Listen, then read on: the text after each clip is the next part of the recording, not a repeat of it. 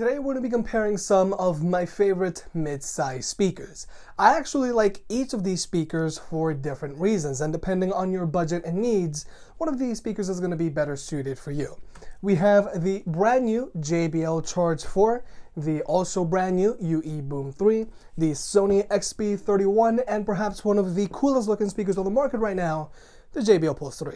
Money-wise, the JBL Charge 4, Sony XB31, and UE Boom 3 all retail for $150, whereas the JBL Pulse 3 retails for $200, but it's typically on sale now for $170. So if you want to pick either of these speakers up, I'll have links in the description below, and if you use the links, it really helps out the channel. I highly suggest you check them out because Sony's and JBL speakers routinely go on sale, so you might get lucky. And if you want to learn more about either of these speakers, then please watch their full reviews.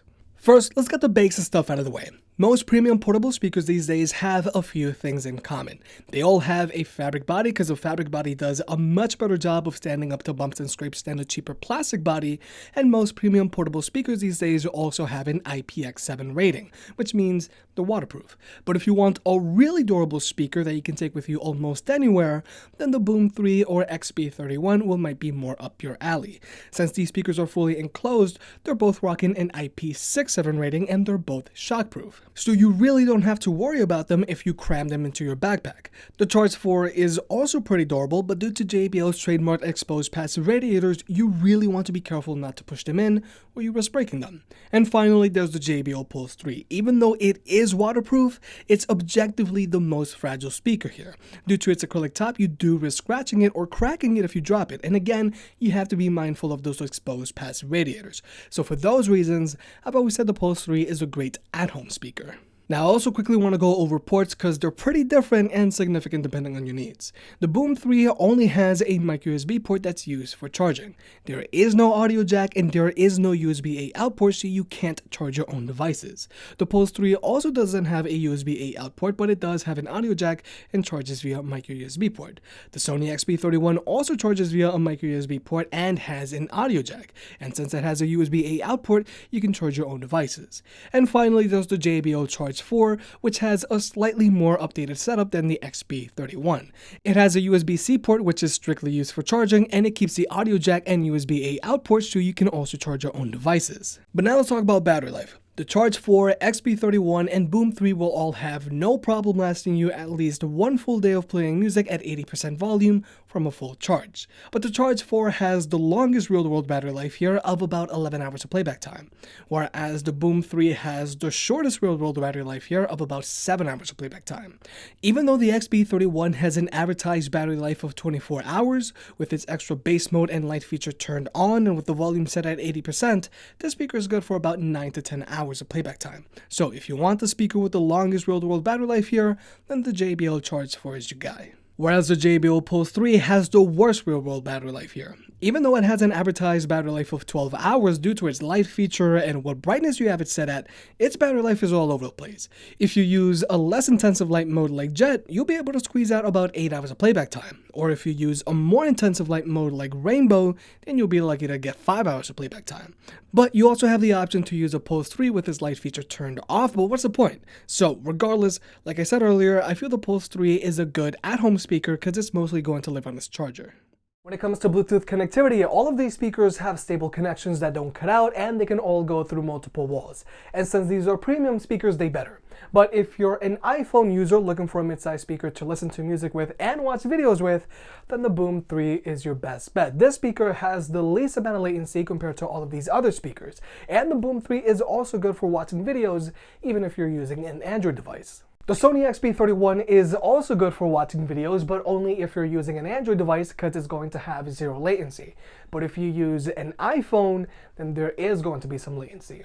And unfortunately, both of JBL speakers just aren't suitable for watching videos because they both have latency whether you're using an iPhone or Android. And I find that weird because the Clip 3 doesn't have any latency, but it also doesn't have JBL Connect Plus. So maybe they're correlated. But now let's talk about speaker setups. The Pulse 3 is a 360-degree 20-watt speaker with a total of 3 transducers all under the fabric portion of its body, and it has dual passive radiators. Think of the Pulse 3 as a slightly souped up Flip 4 with an extra transducer. The Boom 3 is also marketed as a 360-degree speaker, but it's really not. It has a dual transducer and dual passive radiator setup, but since the Boom 3 shoots all of its music out of its sides, there is a major dead zone on the front and rear of the speaker if you use it outdoors. But if you use the Boom 3 indoors, since the music is able to bounce off of walls, then it creates that 360-degree effect. Whereas since the Pulse 3 has a triple transducer setup, you still get that 360-degree effect even outdoors. So keep that in mind if you're trying to choose between the Boom 3 and Pulse 3. Now, the Sony XB31 is a 30-watt speaker and has a very traditional frontward-firing dual transducer setup and dual passive radiators in its center that shoots out the front and out the back of the speaker. Whereas the JBL Charge 4 is also a 30-watt speaker but has a new single-over transducer that's been offset to the right and dual passive radiators that shoot out its sides. Now, before you get all up in arms saying that the Charge 4 is obviously worse than the XB31 and is a downgrade from the Charge 3 because it's moving from a dual transducer to a single one, it hasn't negatively affected its performance in any way. Since the dual transducers on both the XB31 and Charge 3 are always working in sync, they aren't giving you any left and right channel separation anyways. So that's why the larger single transducer on the Charge 4 isn't a big deal. But now we're going to jump into a sound test. Just so you know, the Boom 3 is using the standard EQ setting, and the XB31 is playing with its extra bass mode turned on.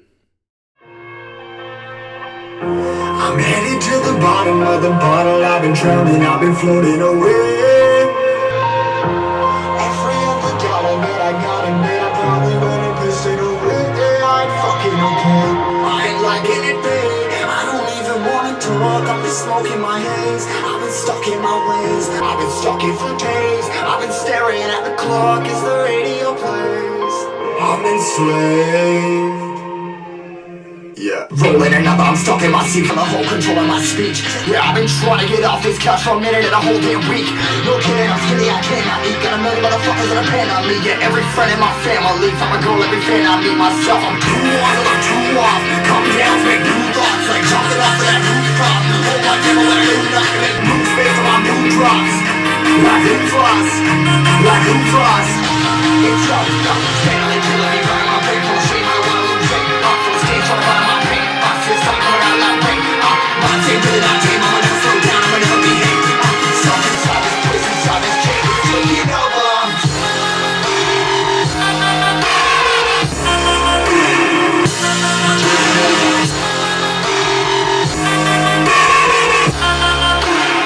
Yeah, I'm a slave for you.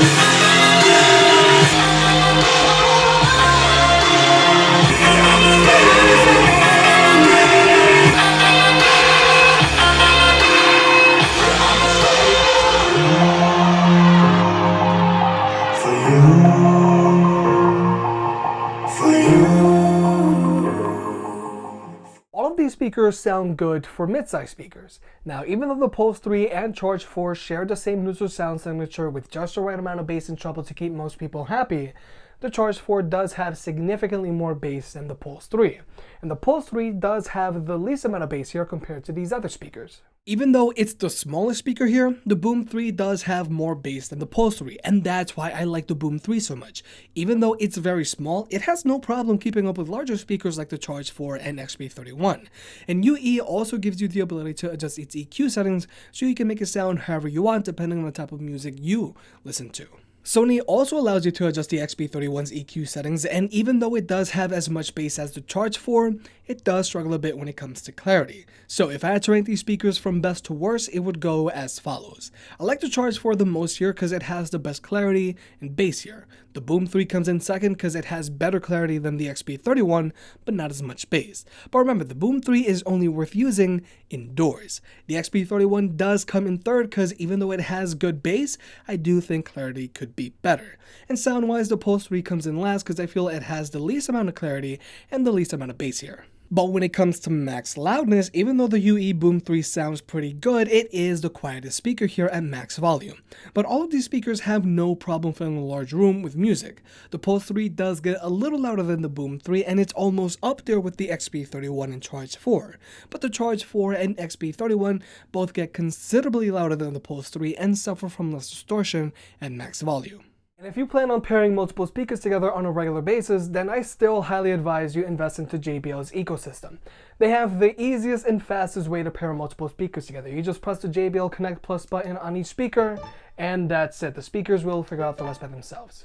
UE's pairing method is also pretty simple because all you have to do is drag and drop the speakers through the app. But objectively, JBL's method is easier because you don't even need to open an app. But both methods still work pretty well. Unlike Sony's pairing methods where you have to press the WPC button on each of their speakers, hope that all of your stars are perfectly aligned, open up their app, click on the Change Speakers tab, and grab your Lucky's rabbit foot and hope that you don't get an error message. And sometimes, even when you do manage to successfully pair your Sony speakers together, sometimes you get an echo effect that can only be fixed by turning all of the speakers off and pairing them back up again. What I'm saying is, Sony's pairing method is not always easy and it's not as foolproof as other pairing methods. So for those reasons, I feel that Sony speakers are great if you want a single speaker. The Sony XB31 brings a lot of bang for its buck. It's very durable and rugged because of its enclosed fabric body, it has a much improved light feature from the previous Sony XB30, and it has a pretty decent battery life. Even though it does get pretty loud and sounds decent, I do feel its clarity could be a little better. Whereas the Boom 3 is all about clarity in a very small package. If you need a small rugged speaker that gets louder than it actually is, the Boom 3 is a good option. And the Boom 3 is also my speaker of choice whenever I'm going to watch videos on my iPhone now because of its low latency. But if you want the all-around best sounding speaker here, then the Charge 4 is the way to go. Even though it's not all that different from the Charge 3, it does have more bass. And like I said, it does sound clearer than the XB31 while having the same amount of bass. But if you do plan on taking the Charge 4 on the go with you, then you do have to be mindful of those exposed passive radiators. But if you plan on getting more JBL speakers in the future, then you're going to have the best and easiest pairing method out there. And finally, there's the Pulse 3. The Pulse 3 is cool and all, but it's mostly about looks. Like I said earlier, it's a souped up Flip 4 with, without a doubt, the best looking light feature on the market. And the Pulse 3 is going to look awesome in any bedroom or dorm room, but don't expect it to sound like the Charge 4. But the Pulse 3 isn't going to have a problem filling a large room with music, and since the Pulse 3 has a triple transducer setup, you're still going to get that 360-degree effect, even outdoors. If you made it this far, I guess you enjoyed the video, so hit that like button and get subscribed. It helps out more than you realize. Support the channel by clicking on the links down below, and I'll catch you next time.